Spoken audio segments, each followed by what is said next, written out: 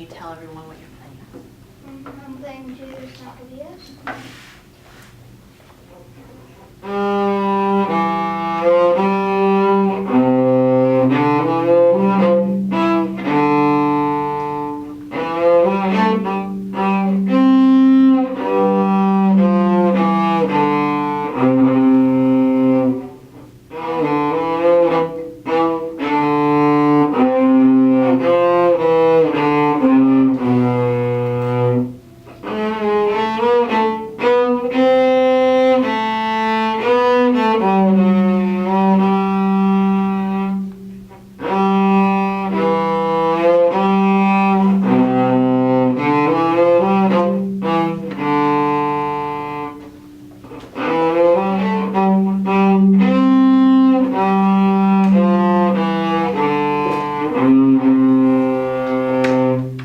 Very good.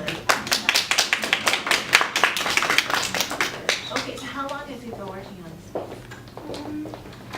Couple months. Couple months. Okay, now, do you like it? Yes. Yes, okay. Now, what do you think we're trying to say with this chorus?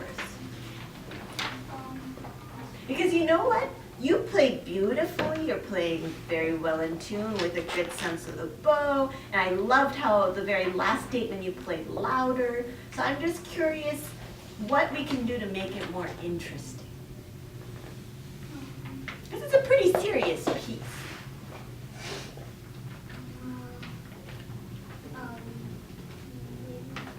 Put a little more pressure. More pressure, meaning what? I hate that word. Do you mean weight? Yeah. Okay. so I think we kind of are going to go back. I'm not going to make you do a high five. But but I want us to think and discover how big of a sound we can make. And then also find the quiet moments in this and make them really beautiful as well. So when we first start this is also kind of grand and majestic, and it should be capturing everybody from the very first note. So if we want to do that, how do we do that? If you're a storyteller. Could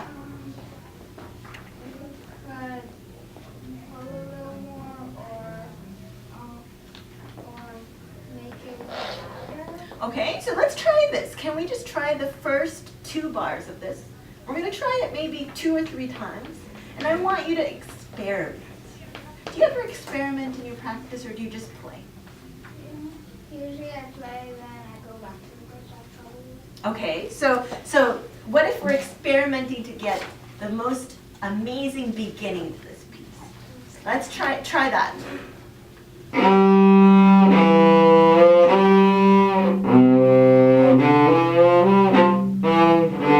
Okay, already I like the sound of that better. Now, just in terms of visually, because people also watch you. They listen with their eyes, right? So if you start, then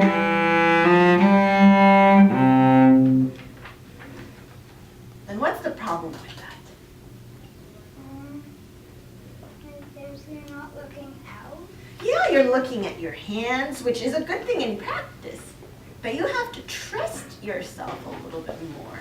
And when you first start, if you want everybody to be deciding in that first note whether they're going to stay or whether they're going to leave, wouldn't that change how you would play that first note? Yeah, so you wouldn't be ready on the string and just looking like this and looking worried about, oh, am I in the right spot here? You would think, okay.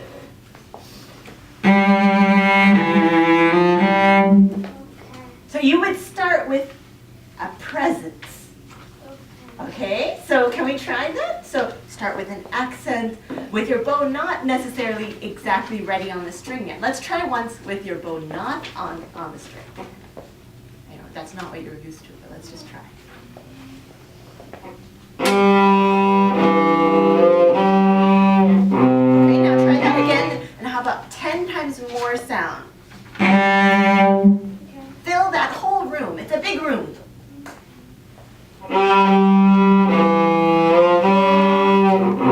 Better? Okay, now, do you remember what we said earlier in Kage's? The 3 ingredients? What were the 3 ingredients? You did one of them.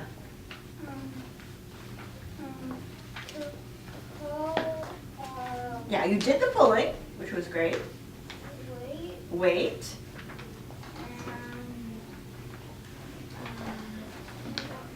So the placement, right? So I think your placement is okay. We could go a little bit closer to the bridge.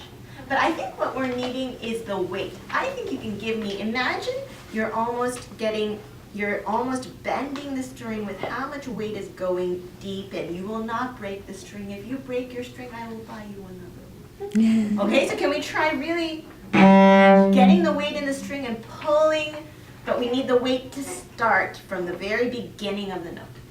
Okay, now you're forcing a little bit from here. Now I want you to go from all the way back here and feel. Can you lean in first? Can you lean? Yeah, but with your whole weight coming from here. Imagine you have a weight machine here. You're giving 1,000 pounds, which is coming down to here. And can you give me a relaxed, floppy wrist here? Good. And then we're going to get flat here too. Okay,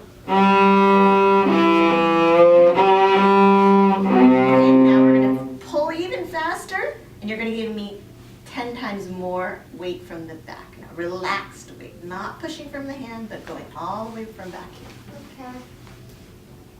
Good.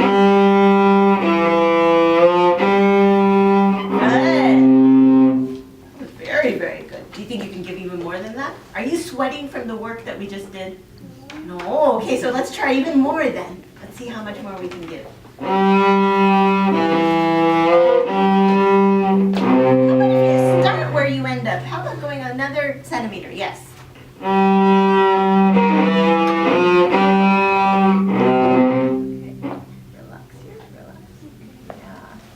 Then we're going to drop our shoulder. Good.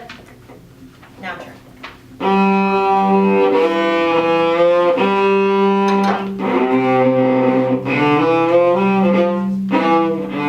Now we have a crescendo coming up. Down bow, right?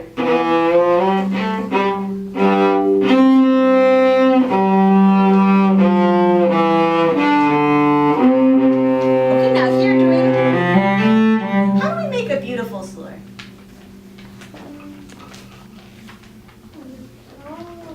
Okay, well if I pull, I need to do something at the very beginning of the slur.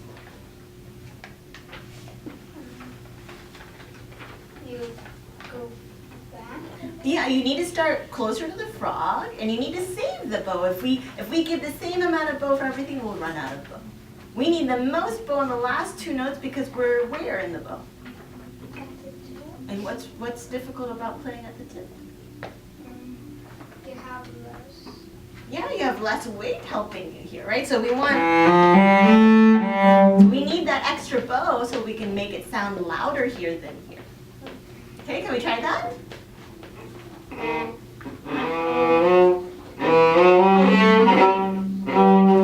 Let's try that again. Can you give me a crescendo? To here.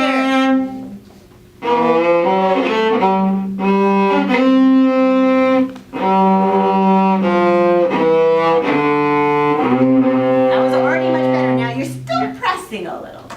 I want you to still relax your shoulder and pull more and not press from here. Yeah? Try one more time. This is much better.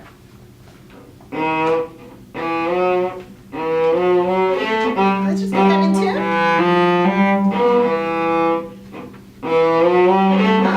And I think it's second finger, right?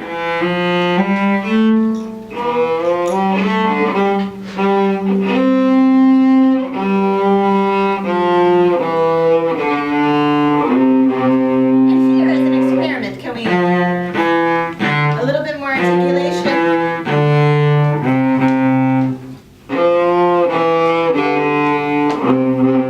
Very good. So what I want you to think about a little bit is if we were talking, what do we use when we talk?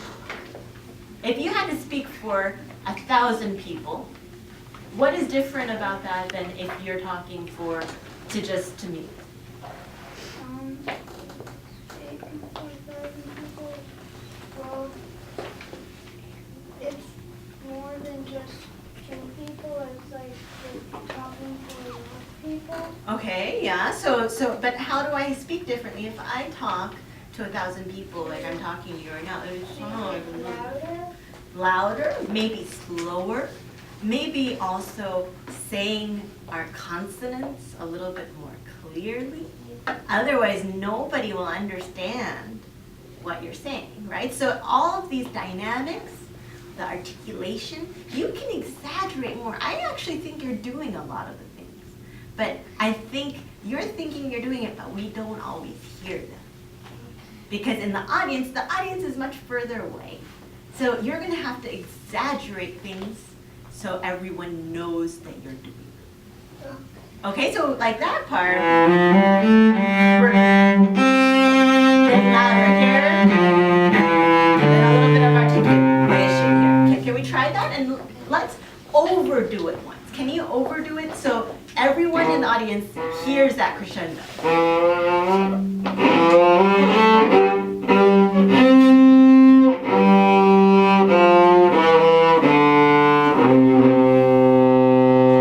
Now do you hear it?